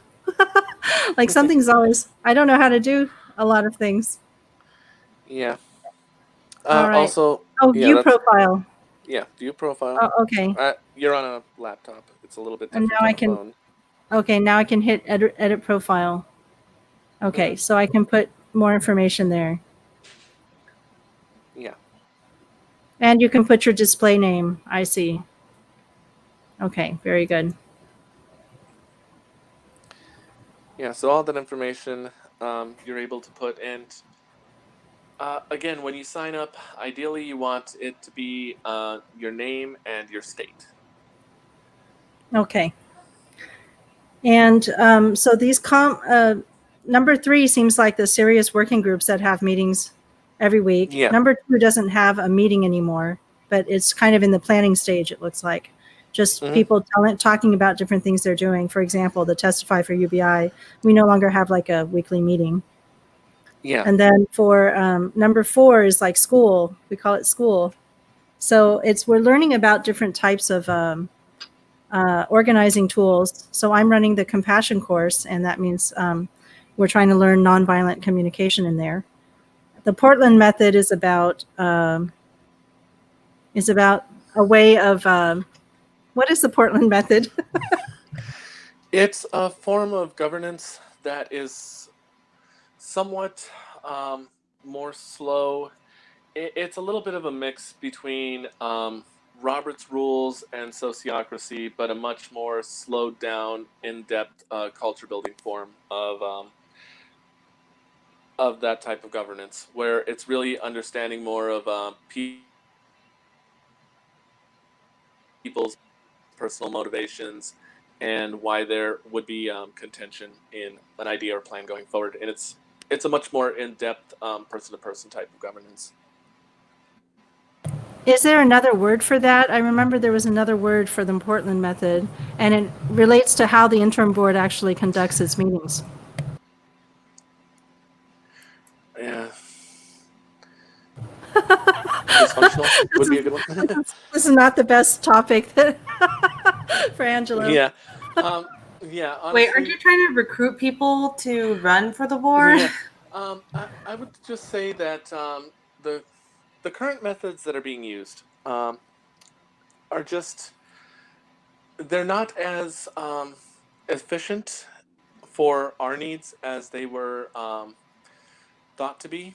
That is currently being looked at and being changed. And again, all these methods change from board to board. So it really just depends on who gets on the board and what style is most preferable to the board members. Diversity and inclusion. This is probably the most active group on Slack right now. Really? What's happening in diversity and Yes. inclusion? This is an area where diversity and inclusion, they're working on programs for like mental health, reaching out to people on like a personal level, building a positive community, and as the name suggests, also building understanding between different groups and building inclusion into that, where everyone feels included into the Yang Gang. You know, during the campaign, I'm sure you're familiar that we had difficulty attracting the African American community, and we had some difficulty attracting women. Obviously, you know, just looking at the speakers here today, we didn't do that badly. But well, interestingly enough, our particular, let me stop sharing now. Our particular, what do you call it? Demographic is skewed towards me and Annette, who are who are also always here when we broadcast. So we actually have more women and more people of our age, like in the 40s to 50s type of range, than we have other people, which is very, very extraordinary for Yang Gang, because most of Yang Gang is young and male. So we also have a spike in our demographics of young males, but then we have a little spike in our age range. So I think the people who actually show up to the broadcasts, you know, drive the demographics. People want to see people who are like them. Although I would say that in the organizing spaces, I do see dominating, like women dominating the organizing spaces. So if you want to know who's like working it hard all the time, it's typically the women. So I'll just put that out there. Oh yeah, and again, when it comes to the Yang Gang, I've actually probably seen more women to men, like Hannah said, specifically in like the national level. It's vast majority tends to be women, especially the ones that are in the leadership roles. Diversity and inclusion is run by a woman. The majority of the heavy hitters on the board are all women. In fact, the majority of the board is mostly women. So I think the stereotype that the Yang Gang itself tends to be mostly young males doesn't really tend to hold true in my opinion, especially seeing not only at the national level, but even looking on Twitter. There tends to be a pretty even female to male ratio, if not slightly leaning towards female. Well, my contention is that, yeah, a lot of Yang supporters are young and male, but the people who are leading and organizing are primarily female. That's what I was saying. Well, I think in the volunteer space where people don't get paid, we just get more people who are willing to take that, you know, and that kind of falls to women a lot. You know, women are the ones that are willing to raise the kids for less, even to the point of helping other people be able to go to work. You know, you see a lot of grandparents taking the children, and a lot of them are female, you know. And so I think that's one of the issues that Andrew actually talked about, was that when young men lose their jobs, sometimes it's actually bad for them to be volunteering, because that means that they aren't working towards another job that pays them. You know, it's considered like almost wrong for them to waste their time, right? And not be getting paid. So a lot of our young people, like even in our Yang Gang report, the younger men in our group are trying to make a living right now, and it's important for them to do that. So no matter how passionate they are, it becomes a high priority to make money. That's part of it, definitely. The other part is men just do not do well being sedentary. It's not good for our mental health, and certainly not good for our physical health. Well, I know I've seen Hannah Wong not be too sedentary while she's being active, doing her activism. I've seen you come to the podcast with the camera and be walking all the way down to go meet up with the other activists outside. So it's pretty cool. Oh, Hannah, just the fact that we've been able to get her to sit still this long is amazing. So I think so. Yeah, she's definitely on the active side of things. All right, let's close it out. So I want to say goodbye to everyone. Thank you for coming. Yes, thank everybody. Yes, thank you all the viewers. Thank you to our guests and friends. And I don't know. We'll see you guys all next time. And thank you, Annette, for having us. Oh, you're very welcome. I'm sorry I didn't really say very much, but you guys had the run of the show. I put the links to all the links that I ran at the bottom of the screen. I put in the comment section, both on the Yang Gang report comments and on my Annette the Peacemaker YouTube channel, because I still haven't set up that Yang Gang report YouTube channel yet, Faye. I'm sorry. I've been slacking. So, anyway, all the information is out there, and we'll see you guys around next time. Okay, thank you for coming. Bye-bye. Bye, everybody. Thank you.